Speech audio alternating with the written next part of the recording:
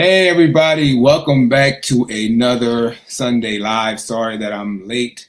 It's just been a very difficult past week and couple days, so I apologize for being late. Let me just make sure the sound is okay. Um, and then I'll tell you guys a little bit about my past week and then we'll jump into everything. All right, so I sound exhausted. So if you guys don't know, sound like the sound is okay. If anything messes up, let me know. So if you guys don't know, I think I might have said on here before I kind of jumped into the real estate industry. I also used to be in the TV and film industry and different things like that. And so recently I was taking on some TV and film production work, helping out with them or whatever. And I realized why I left the industry 14 years ago.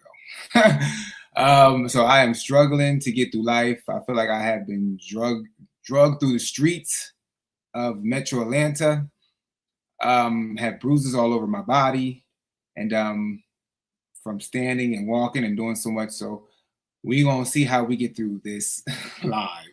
So I apologize in advance again for being late. It's just been a lot going on. But hey, what's going on, Alex? How you doing? Hey, Dad, how you doing? Hey, David, how you doing? Hey, Kotexita, how you doing? How's everybody doing this Sunday? Alex said before we jump into it, he says in Southeast Georgia, the local MLS was recently updated, so more information is available. And Zillow, I have noticed several buyers listed as non-MLS salesmen. Any ideas what this means? So this happens a lot, and it's been happening more. Sorry, it's been happening more recently, as I see in the listings or the sales, as far as when buyers are buying, and I'll say like non-MLS salesperson. It could be a couple reasons. I don't know what is making it show up as such, because it could be one that this particular agent might not be a member of that local MLS. So they could be helping somebody buy outside of the MLS. So it might say non-MLS buyer. But what I'm noticing, even in the Metro Atlanta area, is that there are agents that are listed within our MLS that are still coming up as non-MLS salespersons. So if it's not that they're part of the MLS, it could also possibly mean that they are doing something where it might be, I could say, I don't want to say like a higher celebrity client, or like a person that might not want them to know so much of the information. So it could sometimes show up as that, as far as like a person that doesn't want to kind of keep it like more private, like a private listing, a pocket listing type of situation. So it might come up that way. It could also be that they might be using a transactional brokerage, where it's like a flat fee type of brokerage situation. So sometimes it could come up as a non-MLS salesperson. So it could be a multiple reasons of why that pops up, to be honest. But as far as a general idea, I don't know. Like I say, I see it all the time in my MLS, where there are agents who are doing some sales, and it'll come back around and it'll say non-MLS on there. And even though I know that they are an active member of that MLS. So hopefully that answers some of the questions. Also, several cases of buyer agent being listed, being same as listing agent. How do realtors differentiate on MLS when actual dual agency is going on reverse unrepresented buyer? So I might be missing. So also several cases of buyer agent being same as, okay, so basically as far as dual agency, so the buyers are the listing agent is also the buyer agent, if I'm hearing you correctly. How do realtors differentiate on the MLS when actual dual agency is going on reverse unrepresented buyer? So I'm guessing in this situation, let me know if I'm misinterpreting this or reading this question wrong. So you're saying that you're seeing in some of the MLSs that the buyer agent is also the listing agent, and you're getting that dual agency. And again, if you guys don't know what dual agency is that one agent can actually do both sides, where one side as the client, the other side is the consumer or the customer per se. They can't represent, well, in Georgia, you can't do client on client representation. It's client and customer. But we do allow dual agency in the state of Georgia if you're a real estate agent and you allow your agent to practice in that. And I'll show you also too, because this came up, I'll show you in the listing agreement, if anybody hasn't seen it, where it allows the agent to check this particular option if you want to allow for dual agency.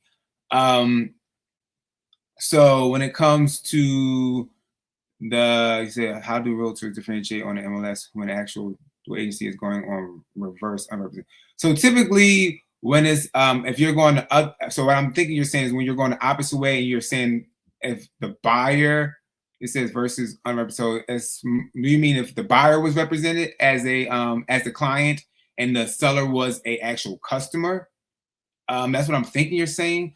The only way I can see this happening, to be honest, and I could be wrong, so let me know, David, as well, if you can chime in, about this, is that maybe that buyer went to that seller and the seller was a first sale by owner and they never actually had the property listed with another agent. And then in that situation, maybe some way, somehow the seller allowed that agent to actually take on that dual agency on the opposite side where the buyer was the client and then the seller became the customer. But most times you typically will have a seller who has an agent. So if you see that dual agency, it'll kind of spill more over into the seller being represented as a client and then the buyer being more of that dual agency. So if I'm interpreting it right, I could be wrong as far as what you're saying. Let me know if I got it, if I interpreted it wrong or right. But David, also chime in if you want to. Okay, let me see. All right, you guys. So I'm going to jump into real quick. So hopefully that answers some of your questions. Uh-oh, shoot. How do I take this off? Some of your question. And so, because I don't know if yeah, I know. I'm sorry, Alex, as far as making stuff like more obscured and not really very clear, I should say, kind of difficult, to understand it because it can get frustrating, right? As far as this unclarity, not unclarity, as far as this clarity when it comes to understanding the sides, as far as when it comes to that dual agency and also the non-MLS salesperson situation. But yeah, it becomes it's so funny because the whole lawsuit was as far as like fighting when it came to clarity and transparency, but that was more in regard to the NAR thing was more in regards to, sorry, I'm telling you guys, I just had a long week. So bear with me. The NAR thing was more against as far as commissions and everything, as far as making clarity, transparency when it came to that, but it didn't really clear up anything else in the space of real estate.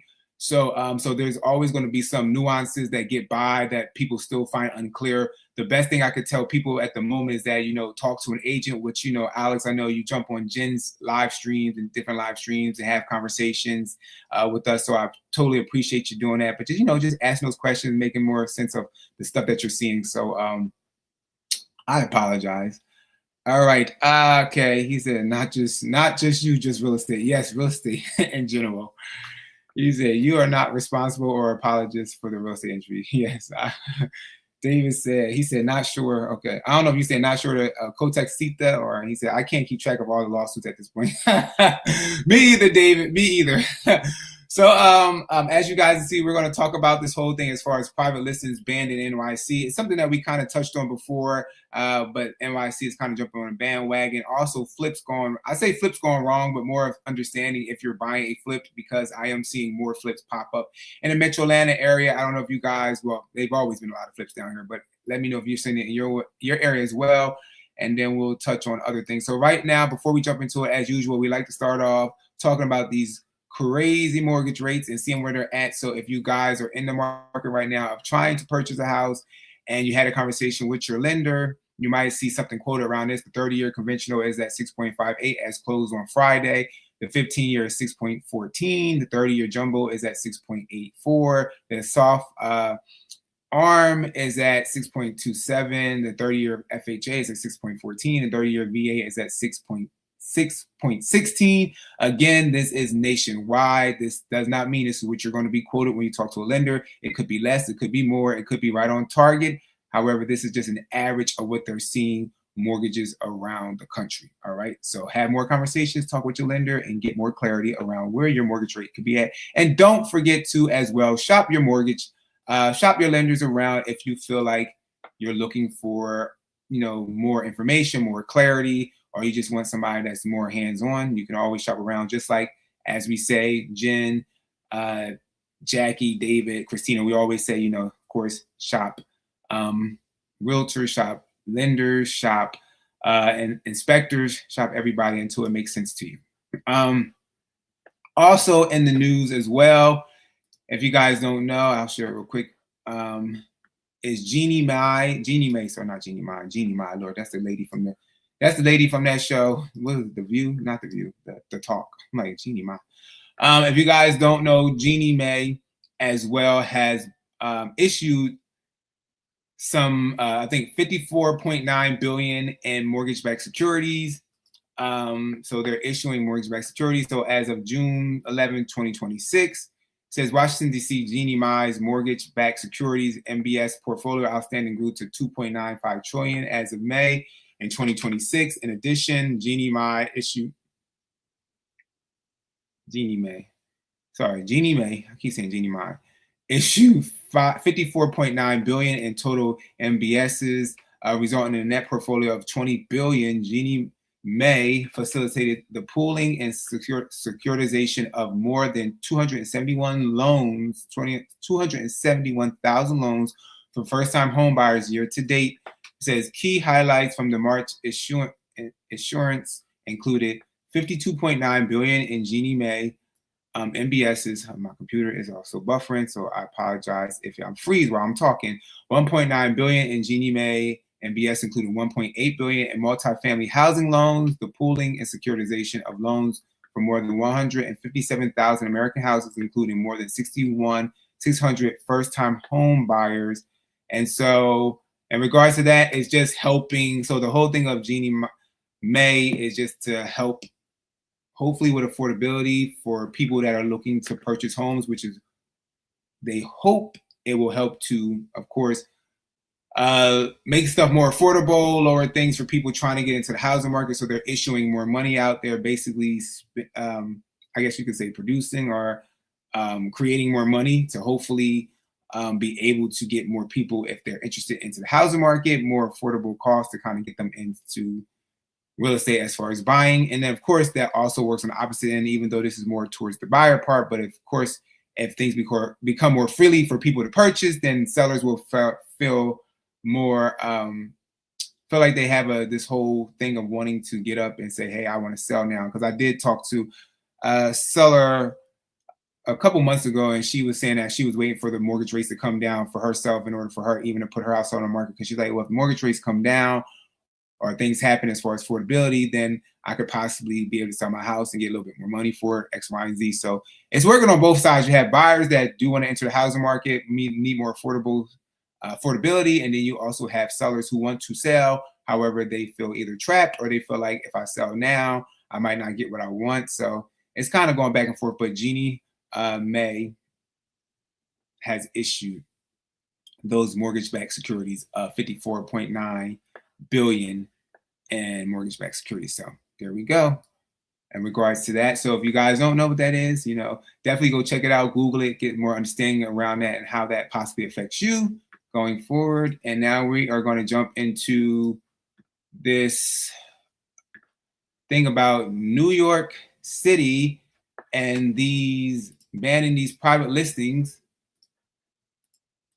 Well, something like that. That's what the title was for the thing. I'm trying to make the thing a little bit bigger. So you got, all right, make it a little bit bigger so you guys can see it. So when we get this on screen, let me know how you guys are feeling. Let me know your thoughts. I appreciate everybody being here this Sunday.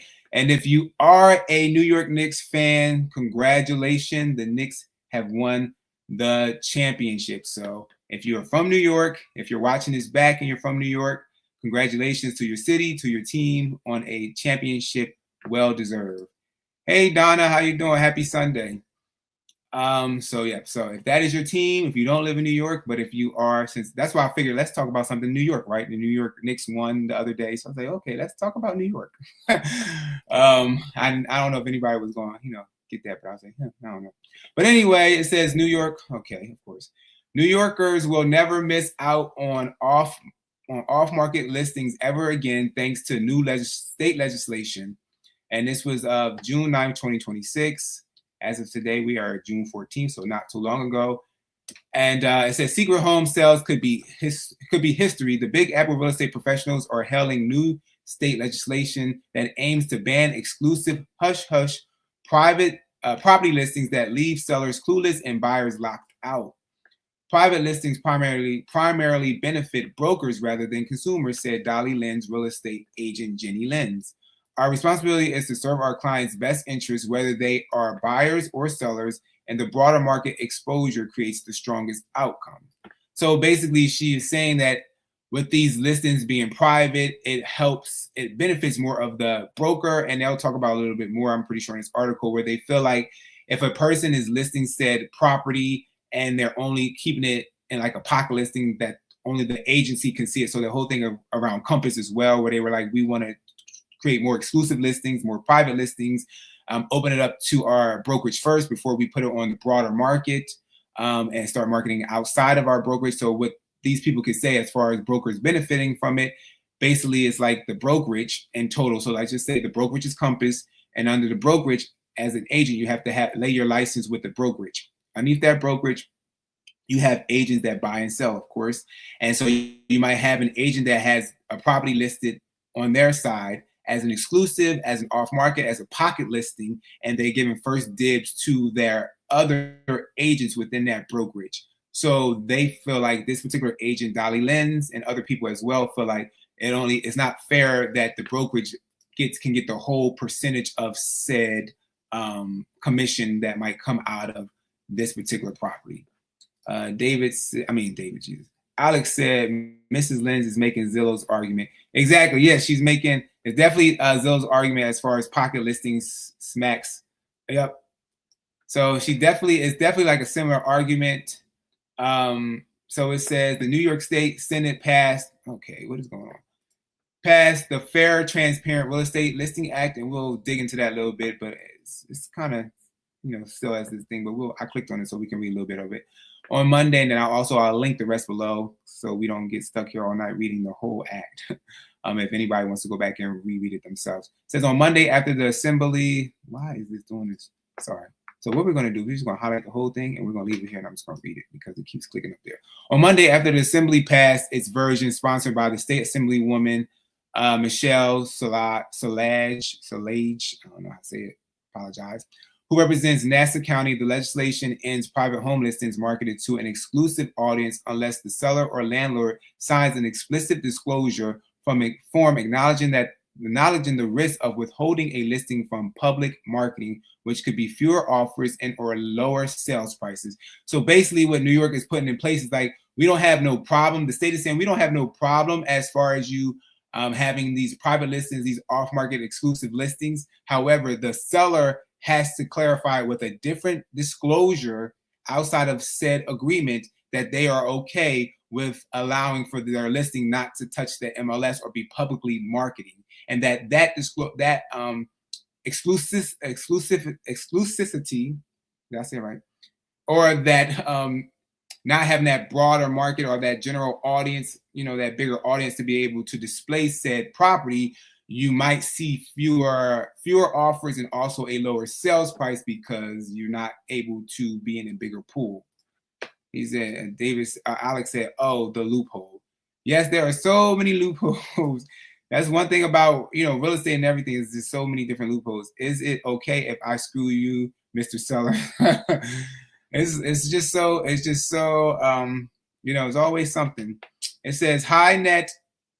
Let's go this way again because we're getting this thing. High net worth individuals and celebrities use quiet listings to avoid the paparazzi or looky-loos. People involved in messy life events like divorce use them to prevent nosy neighbors and media from meddling in their affairs, which I do understand this whole part too. As far as these private listings, we do get a lot of celebrities or high influencers nowadays because nowadays it's more social media influencers or influencers, and I don't really see the whole celebrity culture no more.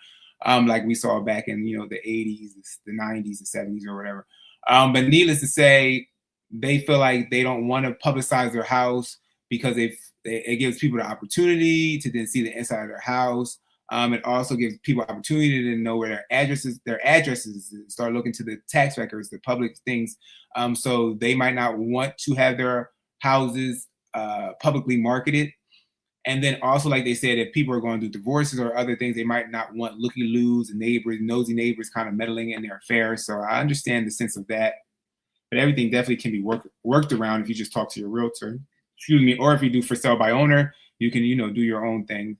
Also, by keeping properties private, brokerages can double their commissions by using their own agents on both sides of the deal, and they can build a data monopoly. So we kind of talked about this a little earlier as far as doing both sides of the deal. And they're saying with that happening as well, the data that they get, it can just stay within house and it does not ever have to trickle outside. But we all know that data is public. So I guess the only thing you wouldn't know that if there's actually a sale going on, so you might not be aware to kind of look into said sale. But if you're just a person that just likes to mingle or, in people's business and just likes to be all over the place, and if you're a next door neighbor and you see people moving out the house at night and you know how to search public records and all this stuff, you'll see that, deals have been had, depending on how long in your county it takes for that deed to transfer over. It's typically about 30 to 60 days. Some of the largest real estate brokerages have a strong business incentive to increase the number of off-market and private listings they control, said David, founder and CEO of City Connections. The objective is to position their own platforms as the primary destination for consumers seeking access to available inventory. And so this is another thing they're claiming too, that if Compass is the only person that has that inventory, then it's going to push everybody to Compass's website, to one particular website, and it's not going to allow for, I guess you could say, individuals to go to different websites like Zillow, because Zillow uses that IDX technology. So the MLS, we put it in the MLS has the IDX technology, which in turn outsources it to third-party platforms like Zillow. Zillow also owns Trulia. You have homes.com, you have Redfin, you have realtor.com, all these different platforms that pushes it out. And so in this situation, he's saying that you can only find it on Compass's platform. So it kind of drives traffic that way, but it also can allow you not to see said listings because it's on one particular platform, and most people do travel to Zillow or those other third-party websites to kind of search for housing nowadays. All right, they say right here, the National Association of Realtors passed a policy in 2019 banning pocket listings nationally, but New York City doesn't play by NAR's rules, and the Big Apple lacks a single standardized multiple listing service. If consumers cannot see a listing, they may never know the property was available in the first place, Lynn's added, which we kind of touched on, which creates challenges for the market overall and raises, depending on how you guys say it, broader fair housing concerns by potentially limiting access and opportunity for certain buyers, which we kind of stated earlier.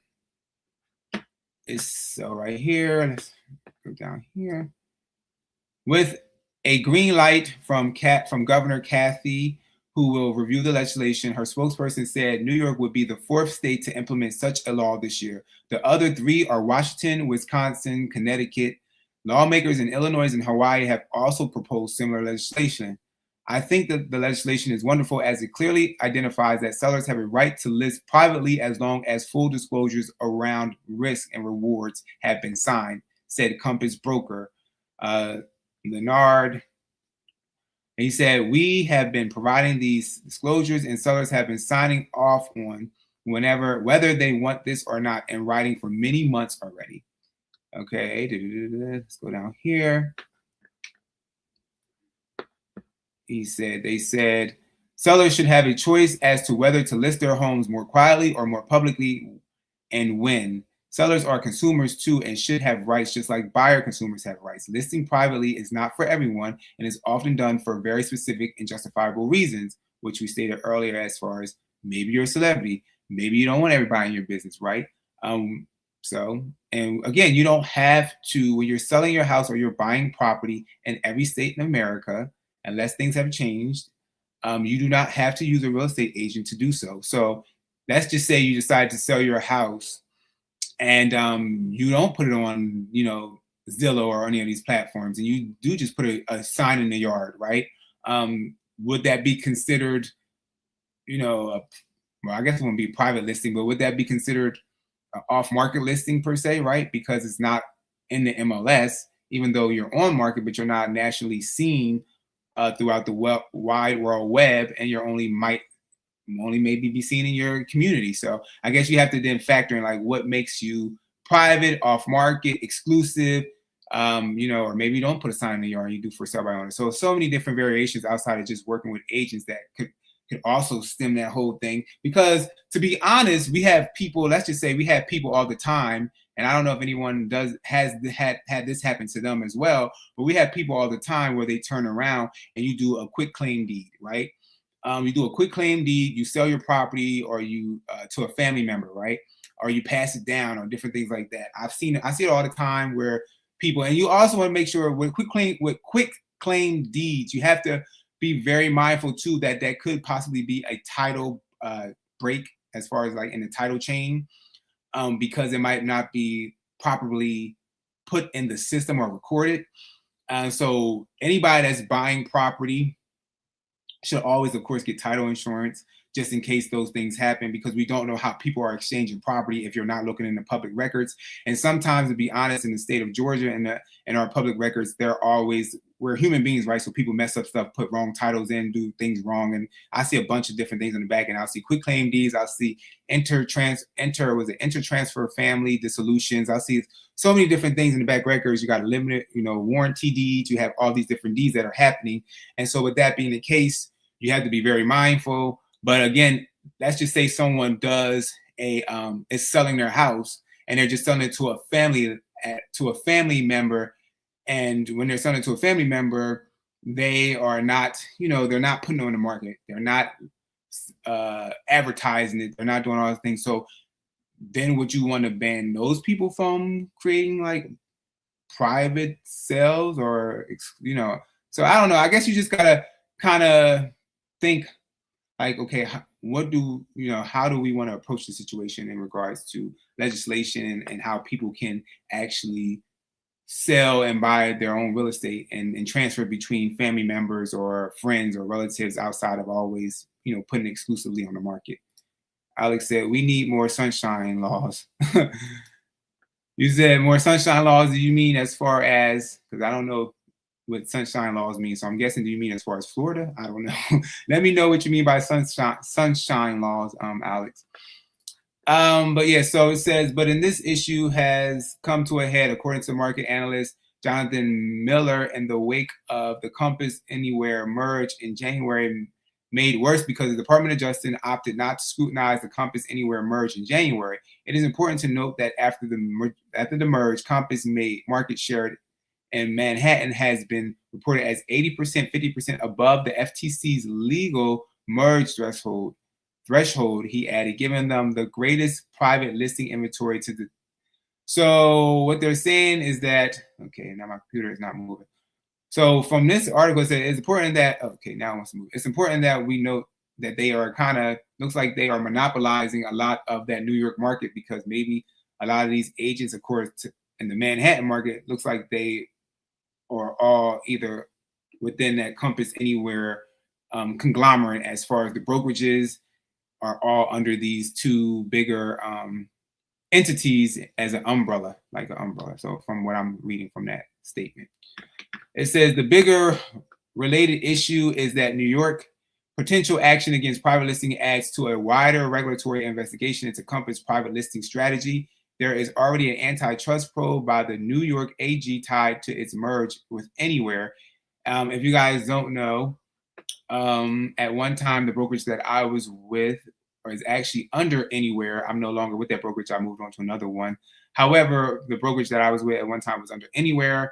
And so they all kind of joined that merge. But I'm no longer with that merge because, and it's okay for, agents to be with bigger brokerages.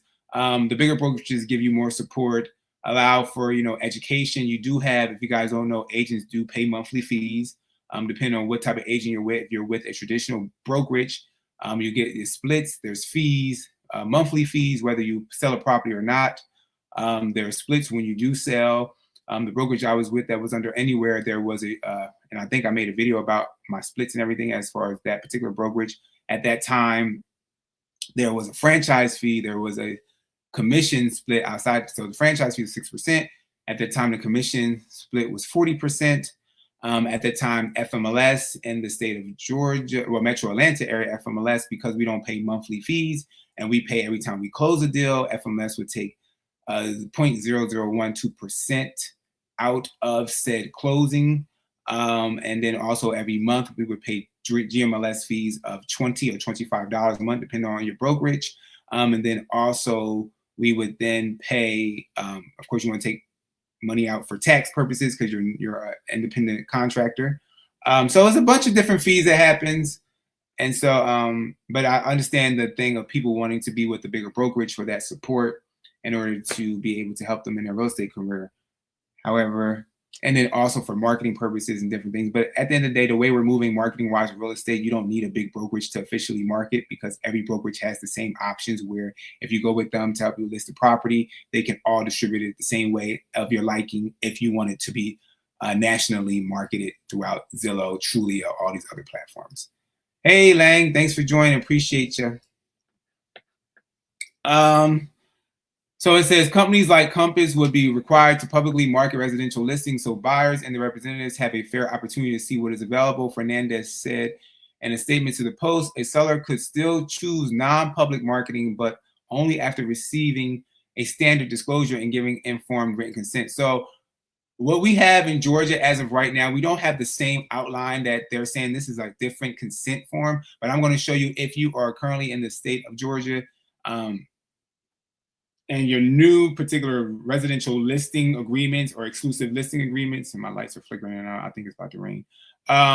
They should have this, and when it comes to the marketing, these different sections in there. So I'll show you what they kind of implemented as of now, which is similar to this. However, it's still not fully a disclosure per se, as far as this, what they're doing in New York, where they're going to have people sign a separate disclosure. By listing privately, the seller can test the market, skip staging their home for open houses, limit disruption for tenants, and only show their home to vetted potential buyers. One thing I am going to say is that when people have tenants, because I run into this a lot down here in Georgia, and I please agents and people and owners of said properties with tenants, please advise your tenant to leave out the house when there is a showing. Please do not allow your tenant to dictate how you try to sell your house, because I'm noticing that a lot. I understand you want to make sure people are comfortable. However, if you are in the state of selling your house, you need to have it available where people can come and book your house. So and tour your house. So even if you do have it, the agent or you as the owner say, hey, I'm only allowing people to show the property on the weekends, at least give it some type of availability, because what I'm seeing a lot of is that what these agents are saying down here in the Atlanta market, they're basically saying like, oh, you can only see the house after you put an offer in during due diligence. Every buyer is not going to want to see the house during due diligence. Like maybe an investor might want to do that, but if you have this house available for, and in the description, great for first time home buyers, even though I don't know if you can even really say that with fair housing laws. I gotta look into that. There are some descriptive words that you're not supposed to say, but I see it all the time where people say descriptive words in our public remarks writing, like step into or view this beautiful property. I'm like, well, if you say step into, that's against fair housing law as far as discrimination, because a person could be in a wheelchair, so they can't step into the house. Or, in regards to, see this or some type of vision statements could, if a person's blind, they couldn't see this stuff. So anyway, that starts to get deeper with real estate and fair housing stuff, jargon. But yeah, if you are an investor and you have tenants, please make it more available for people to be able to check out the house. Hey, Miss H, how you doing? Happy Sunday.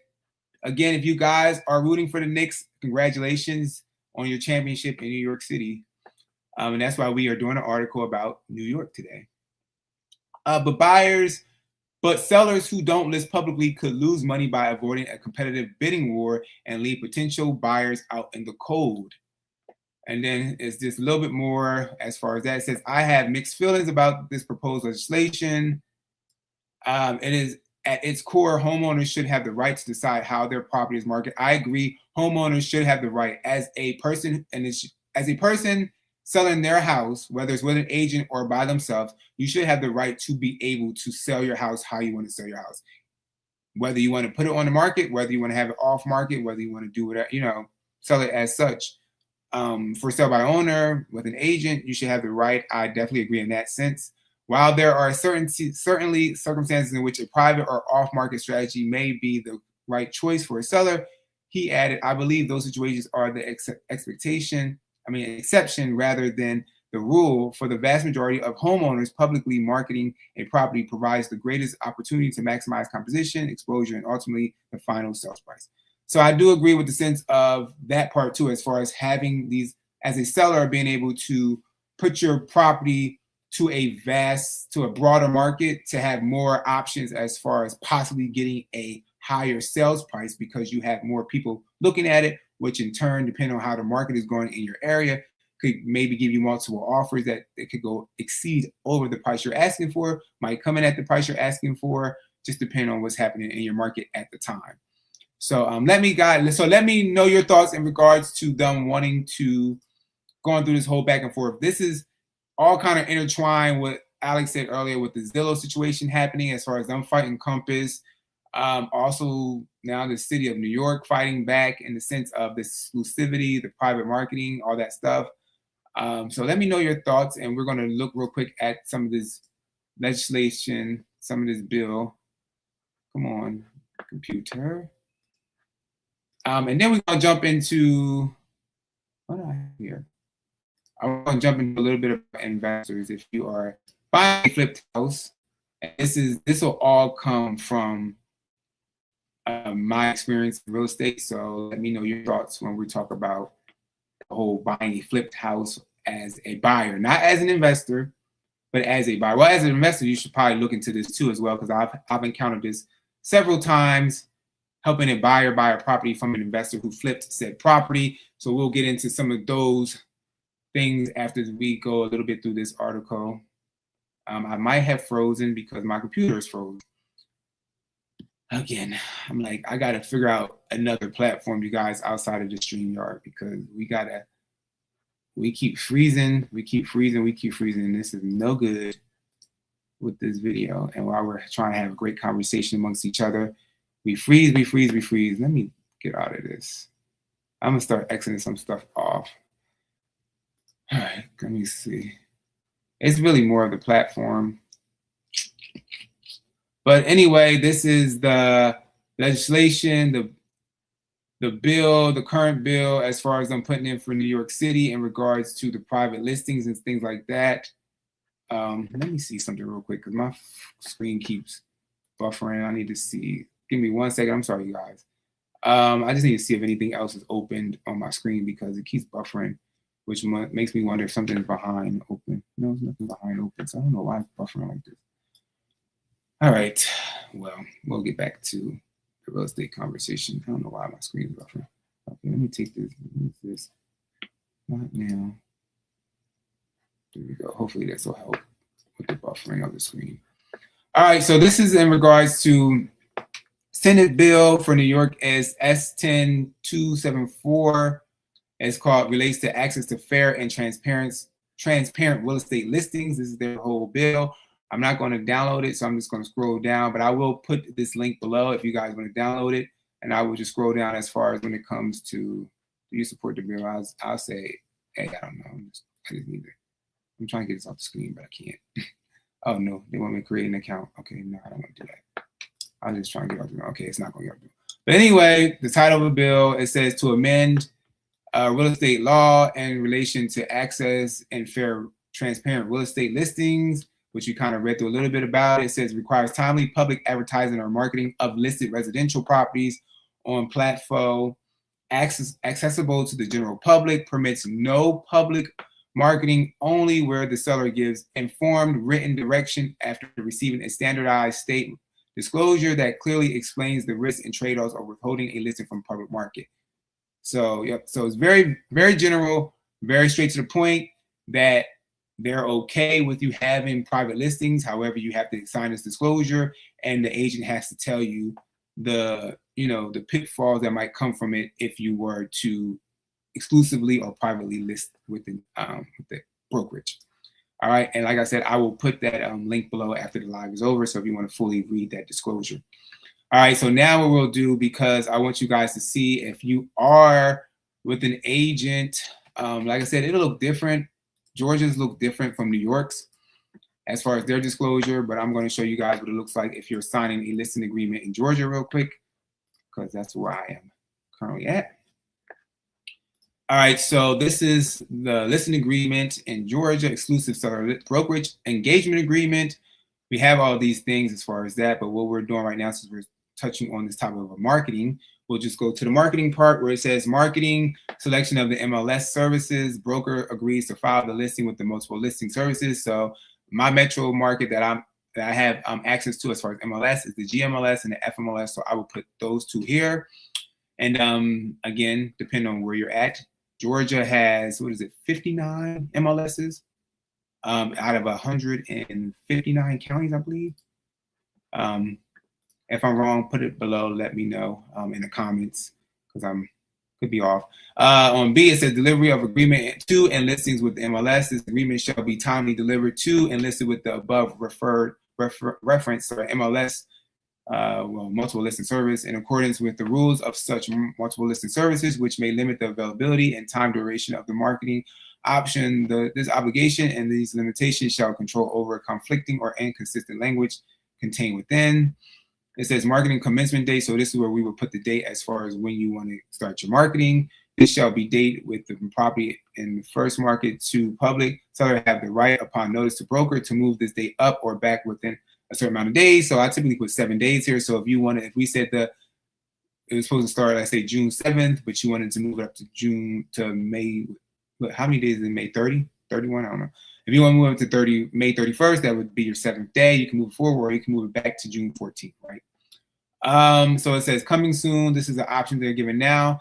If the offer by the MLS seller, so directs, or you click seller does not direct, broker to file the property listing in the MLS listed about above and coming soon. So you as a seller in the state of Georgia will have to allow, again, typically when we fill these contracts out, we fill them out in advance, we send them over to you. I tell everybody to always read this agreement. So in that way, if you don't see something that makes sense, we can always revise it, correct it. But I typically, and most agents will fill all these things out in advance, send them over to you, say, hey, make sure you read it. And I do generally go over contracts with people, but I know it's boring, and most people look at me, and I really feel like I ask them, like, have any questions? You listen, and they be like, oh, yeah, but I don't think nobody listens to me. I think they'd be like tapping out after all this talking and just reading. So people find it a little boring. But I say you always read. And so it says basically listed above is the coming soon status for the days prior to marketing, commencement date during which the time the property will be visible to the MLS participants as coming soon. So that tells you all that. At the end of this proposal, the property will be changed from coming soon and it'll go active. So you'll have that time frame, which you get here, right here, where your coming soon could linger, coming soon in the MLS, and then it'll turn to active on a certain day as far as what is listed up here. All right, so this is where we kind of get into the nuances a little bit around that, what they're doing in New York, even though, like I said, it's different in Georgia. We don't have a separate disclosure form like New York is, like they're saying as far as Compass is using when it comes to like that delayed marketing or that immediate marketing or that off-list exclusive marketing option. So you get all these three now, and as a realtor or an agent, depending on who you're using, because there's a difference between a real estate agent and a realtor. A realtor pays fees to the National Association of Realtors, and that's how you get the title of realtor. If you're just a sales agent, a sales licensed person, a real estate agent, it's two different. According to how they look at it in the industry, realtors have a more ethical code than a real estate agent. However, I feel at the end of the day, if you're a good person, you're a good person. If you're a bad person, you're a bad person. That's just in everything in life. So whether you're a real estate agent or a realtor, if you're a good person, you're going to be ethical. If you're not going to be ethical. You can be a realtor and still be unethical. All right, so it says you can do one immediate public marketing option. This is the listing will be immediately visible to MLS participants and be electronically distributed through the Internet Data Exchange. That's what I was talking about, the IDX platforms, so that the MLS participants can display it on their website. So again, these are third-party websites. The property may also be distributed through syndication, making it available to view on various third-party websites such as Realtor.com, Zillow, or Homes.com.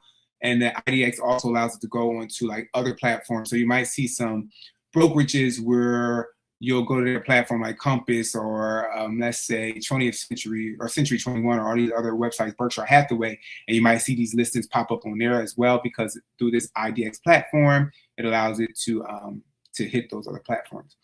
Such listings are considered to be active listings and property may be shown to potential buyers. So that's one. Or you can check 2, delayed marketing exempt option. The listing will be immediately visible to the MLS participants and may appear on the websites of broker and licensees. However, marketing of the property by other brokers through the IDX and syndication to the third-party websites will be delayed for a period. So this is how many days you'll put in there. So what will happen with this one, it'll just, like as they stated, it'll show up on certain entities and platforms for MLS participants, but it will not hit other third-party platforms until the amount of days you put in here. So you get this delayed, again, marketing exempt option.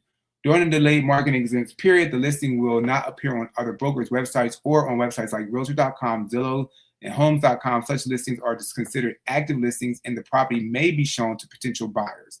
And then the third one that they are giving us now is office exclusive marketing option.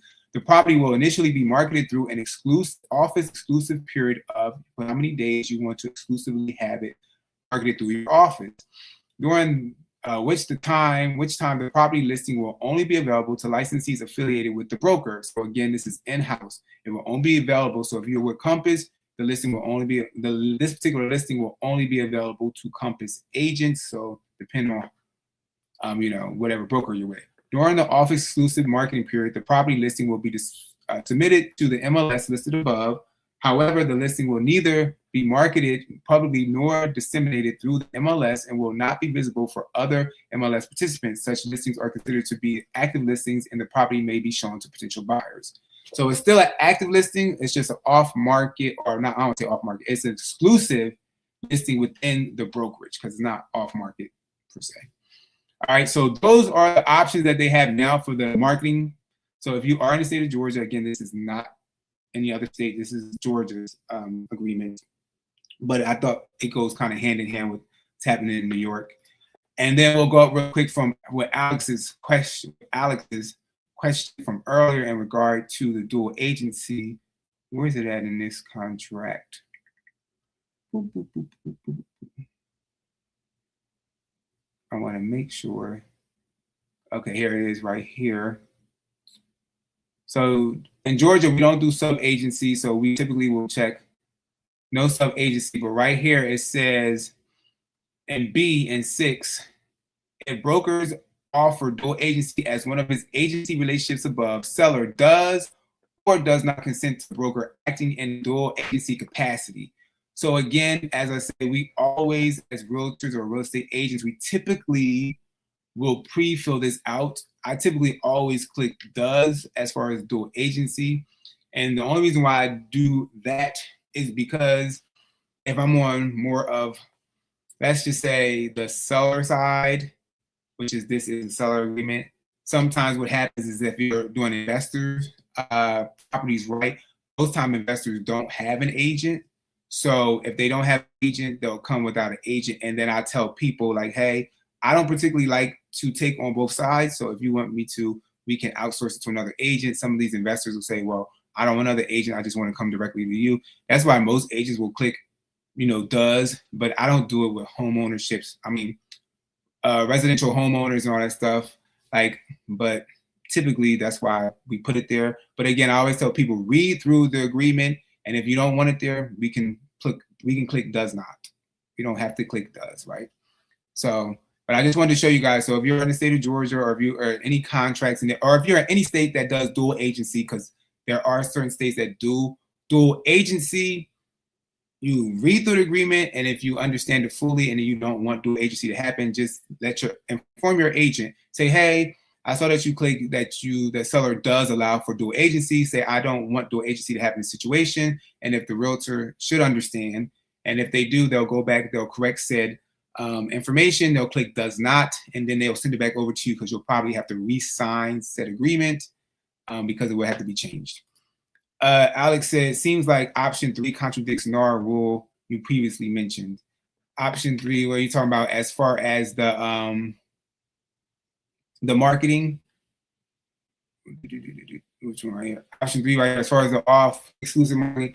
Yeah, so one thing you'll notice, as you've seen about real estate, is that there'll be so many lawsuits, so many things going on in a way in which NAR wants stuff in place, the way in which when the settlement happened, or the way as which people have created.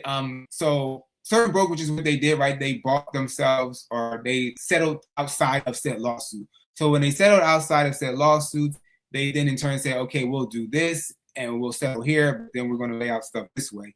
So some of the lawsuit that took place in NAR, because some of these companies said outside of the lawsuit before they kept going, because they kept going with a couple companies. And then, of course, we all know NAR ended up losing.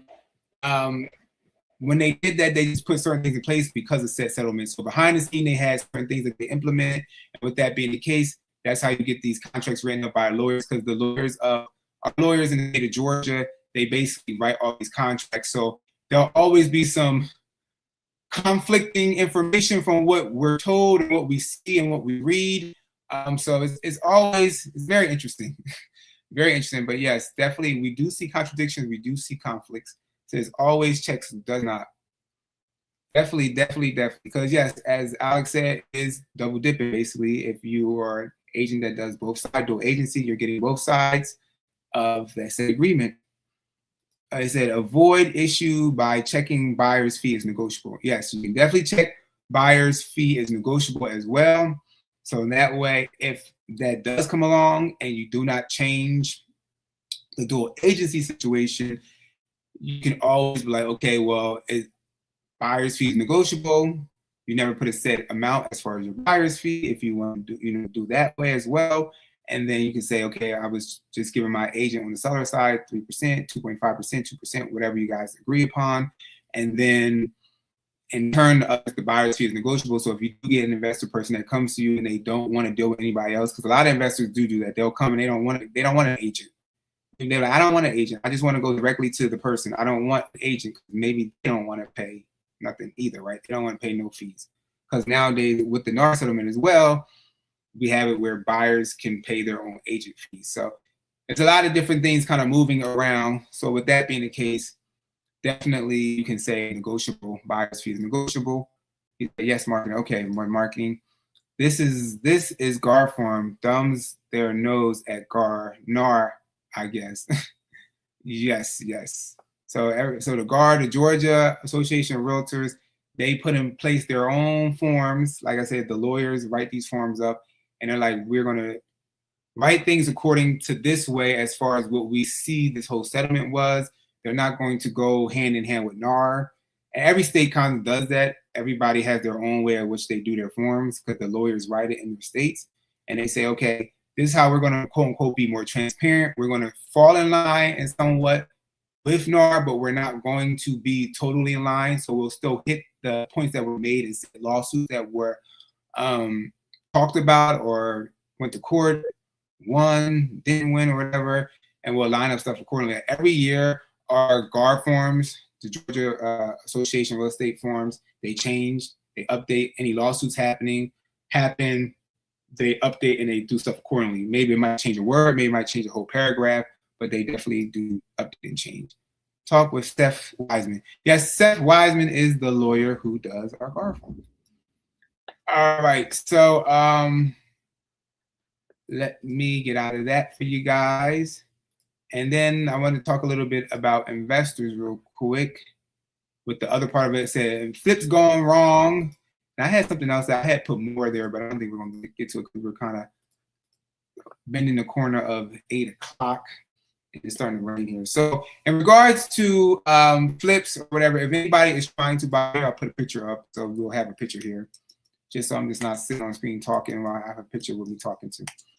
In regards to, if you're buying an investor flip, from my experience, these are some things you guys want to check into. I know most people don't do this because they think if the house is being flipped and the investor flipped it, they taking care of all these things. The first thing I'll say, and I'm actually going to create a short video for this as well, but like I said, I've been busy. I was working with a TV and film, a television show, and I have been tired. I feel like I've been drugged through the mud.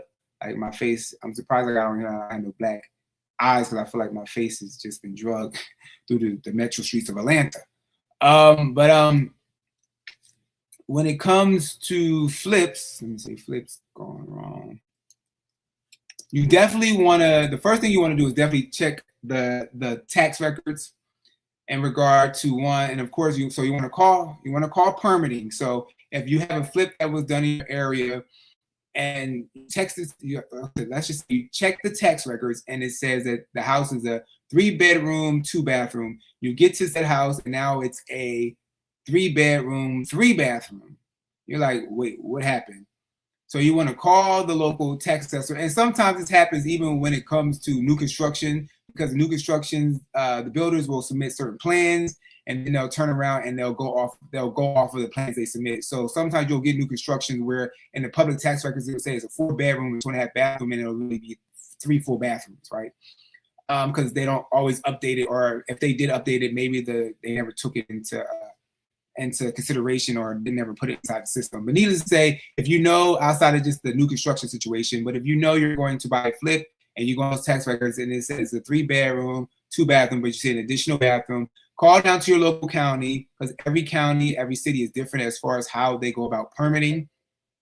Okay, how they go about permitting, but you want to call the local county and you want to just say, hey, I just want to know, is it do I need a permit in regards to adding an additional bathroom in the house? And if they say, yes, you need a permit, then you can say, hey, I have a quick question. I'm looking to possibly purchase this house. And what I'm seeing in the tax records, it says it's a 3-bedroom, 2-bathroom. You don't even have to let them know that this is why you're calling. But you can say, does this house have a permit on it for a new bathroom added? And if they say no, then you'll have to make sure you talk to that real estate agent and say, hey, I need your seller to, go and pay for said permit, however much it might cost, to make sure that permit is issued correctly on said property. Because once in the state of Georgia, we're a buyer beware state, and if you're in a state that's buyer beware, once you buy said property, it's going to be hard sometimes to go into a full-on lawsuit against somebody. The first thing we typically do is like mediation, arbitration, different things like that before it's a full-blown lawsuit. If you're going through like the Georgia Association of Realtors to kind of, because what happens most of the times, and because I see this all the time, is that most people go after the realtor first and they don't go after the builder or the flipper or the seller. They go after the realtor. So I'm putting it in context of the realtor as far as going through like arbitration, mediation, because people always go after the realtor, even though sometimes, I'm not saying every realtor tells you everything, but sometimes I think in the state of Georgia as well, being a buyer beware state, people forget that you need to look and be due diligence outside of just your own realtor, and you come together and it's a meeting of the minds to make sure you guys investigated both things correctly together. So that's one thing I would say. So if you're buying a flip house, you definitely want to look into public records if you can in the county that you're located in. You want to see and identify that. You want to also see anything. So what recently happened with a client of mine, there was a person who had a blight tax on the property. This property was purchased from an investor a few years ago. The person who bought it, not my client's trying to buy right now, but the seller who's trying to sell it now, on the back end, when the lender was talking to my client, they were like, there's a blight tax on the property. So the blight tax is typically meaning the house was once vacant, it was abandoned, and it could have been cited as hazardous in the local county, and they put a tax on said property. And when the investor bought the property, I don't know if they knew this or not, they probably did, but they probably didn't care.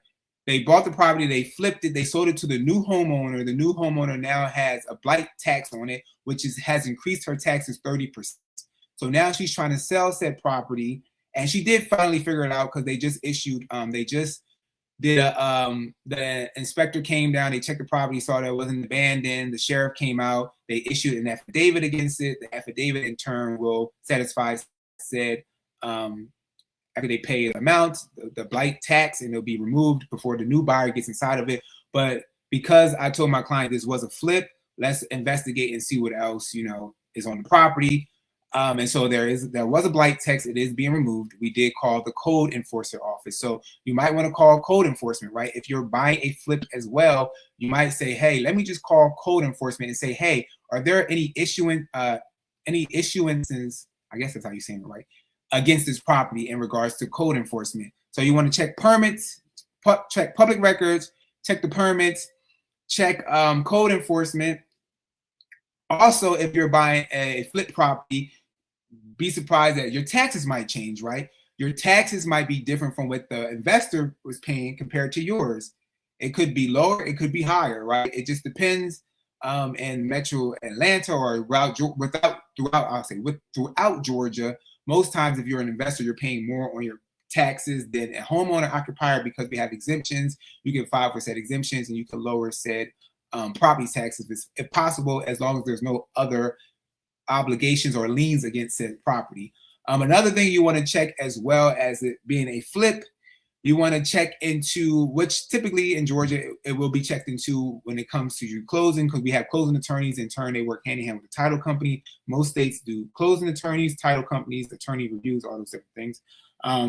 And sometimes they'll catch it, sometimes they won't, because, excuse me, sometimes these things take time to hit the back end. So if you can do as much as you can as your due diligence as a buyer up front that they might not catch on the back end, you could try to resolve some things in that situation. But another situation I had with a buyer client is mine as well. We were looking at a property, an investor bought said property.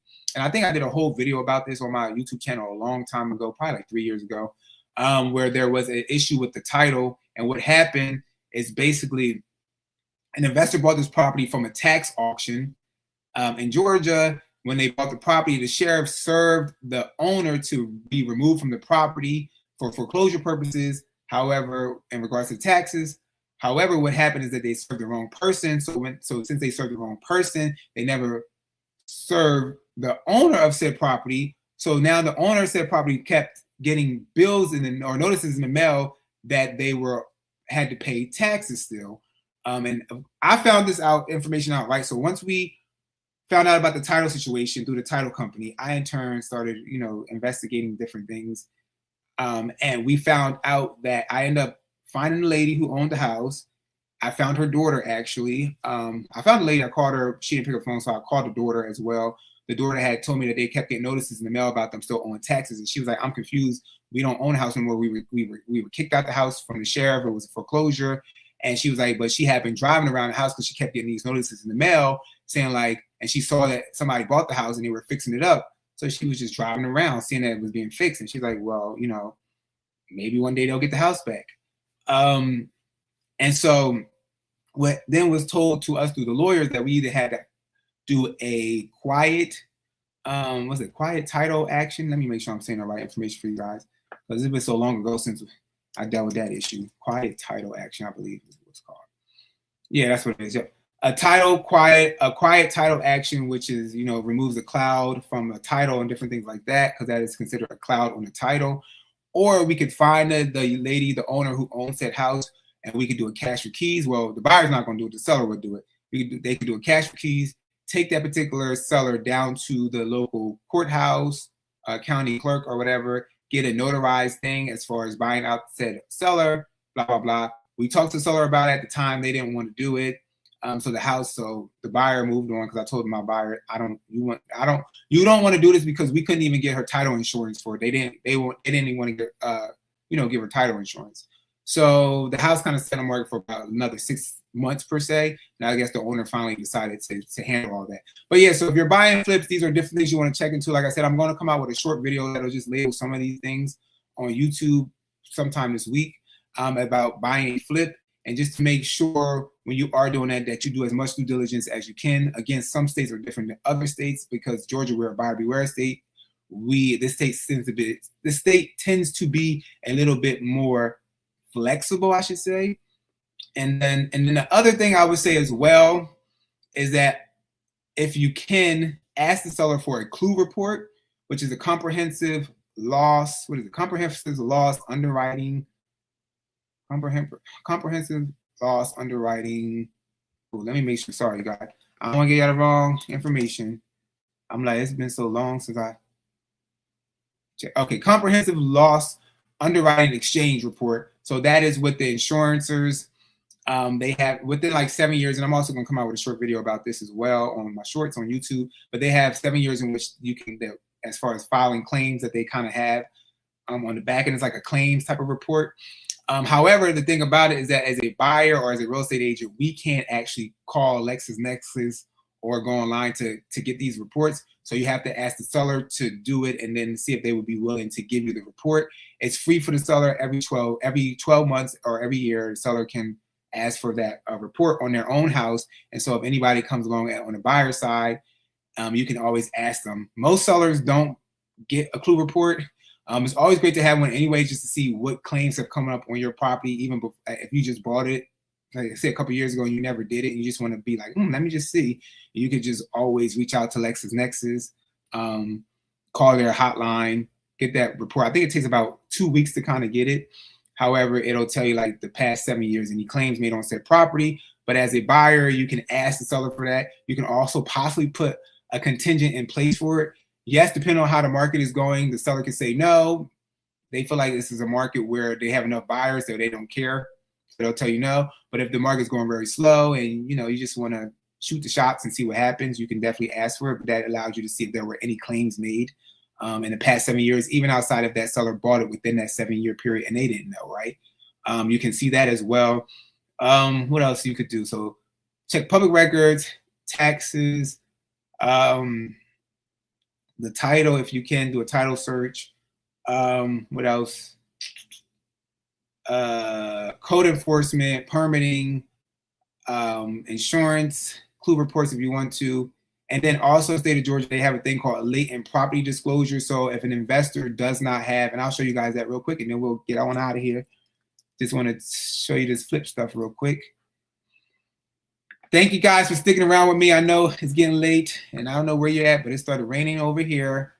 And like I said, I am moving a little slower today just because it's been a long week. And it's been a while since I have been back on a TV and film production set. And I'm like, yeah, I came home with bruises all on my leg, on my hip. I'm like exhausted, you guys. I'm like, it's been a long time. It's been a long time coming, but I know. But okay, let's see. So so in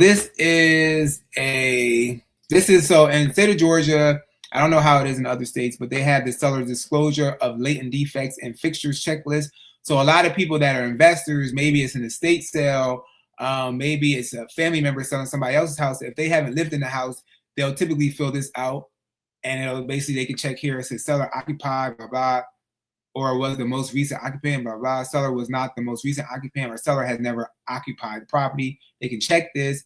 They can just say here, seller hereby discloses the non-latent defects. They just put no, they don't know of any.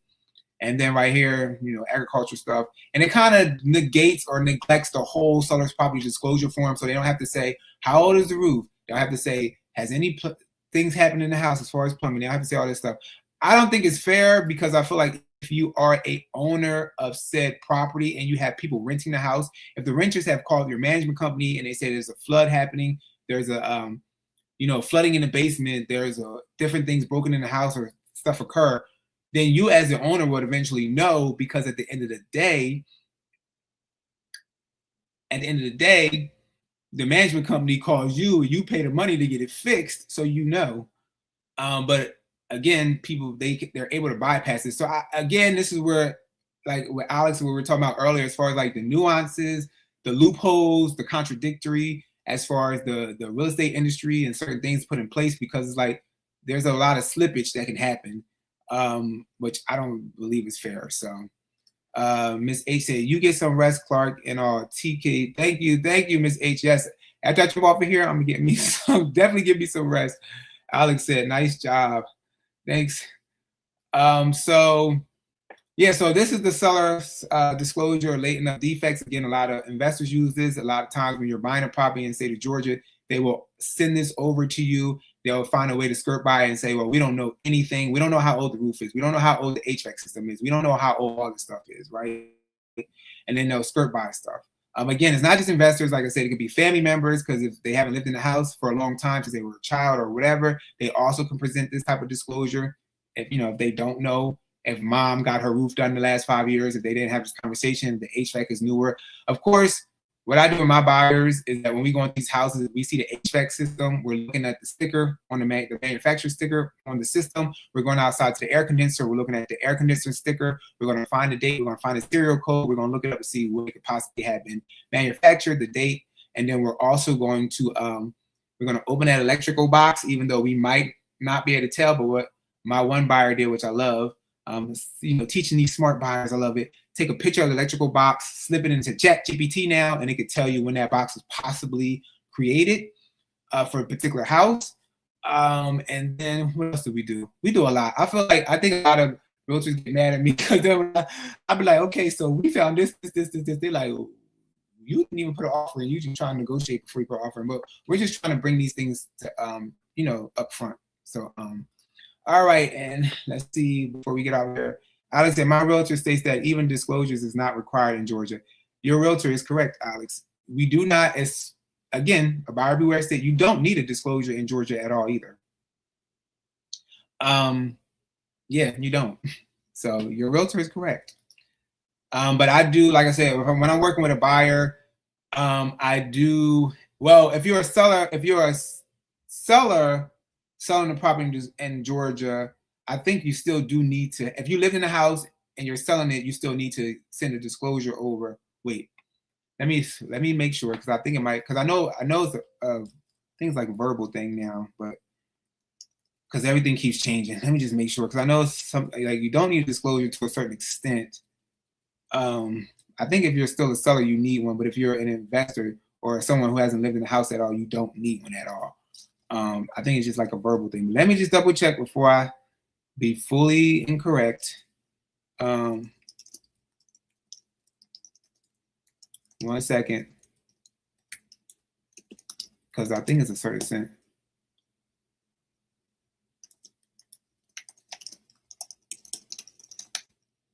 Let me make sure. Okay, yeah. So even if you're, so they fixed it. Sorry. So even if, because everything keeps changing in the state. So even if you are a seller, hold on. Let me make sure, because this is all over the place.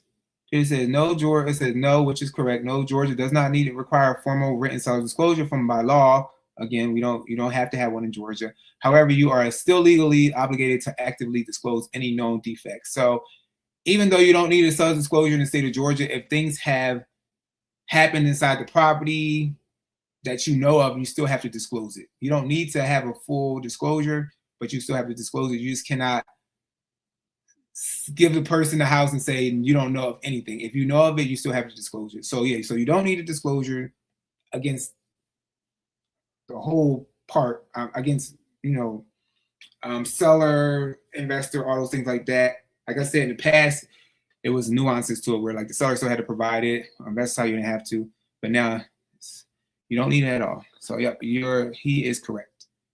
Or she, I don't know who your realtor is, he or she. Sometimes sellers will refuse to fill the form out. Yes, sellers definitely will refuse, and I have seen, which is against what you're not supposed to do. I have seen a lot of agents fill out the forms for them. I mean, you're not supposed to fill out the forms for these sellers. Some of them will not fill them out. And I always typically know when the agent's filling them out because of the way they're checking stuff or the way they're writing certain things in. I'm like, yeah, y'all fill this out. As Ronald Reagan said, trust by verify. Yes, agree. Trust by verify. I definitely agree, Alex. Maybe forget trust part and just verify. Then he said yes to the singing realtor. He said singing realtor. Definitely get some rest. Yes, I am getting some rest right now because I'm about to get over here. House sold in my neighborhood with no disclosure, no due diligence. Wow. Yeah, like you said, you don't need a disclosure. They in full effect now, whether you're a seller or an investor now, you don't need it. So yeah, you just have to write what is known facts that known latent defects. So if you don't know about any mold inside the wall because you haven't busted the walls open to see that mold, it's not a known defect to you, so you don't have to state it. But if you know that a pipe bursted in your basement, you had a bunch of water damage and you fixed it, you still have to disclose that, but you don't need a formal seller's disclosure. All right, nonetheless, you guys, I appreciate you being here this Sunday night with me. Next Sunday, I will promise to be a little bit more on the ball. But I'm going to go and lay down now. Like I said, I have bruised hips, I got bruises all on my leg, everything. So I'm going to go take a nap. I appreciate everybody being here. Lang, Alex, my dad, David, Rhonda, Miss H, Kotex Sita, Donna, everybody who always comes on, has great conversation in regards to real estate. every Sunday at 7 p.m. Eastern time. If you're new to the channel, don't forget to subscribe to the channel. If you have any comments out of this live video, don't forget to put it below in the comment box. Also, don't forget to hit that like button. And if you see that hype button, which is a shooting star below, hype us up. It allows you to get more real estate information in your algorithm if you want to learn about real estate outside of just our discussions here every Sunday at 7 p.m. Eastern time. I look forward to talking to you guys next Sunday. Again, if you are a Knicks fan, congratulations, go Knicks, after that championship and so long, since 1973, I think. Have a wonderful night. Take care, and I'll see you guys next Sunday.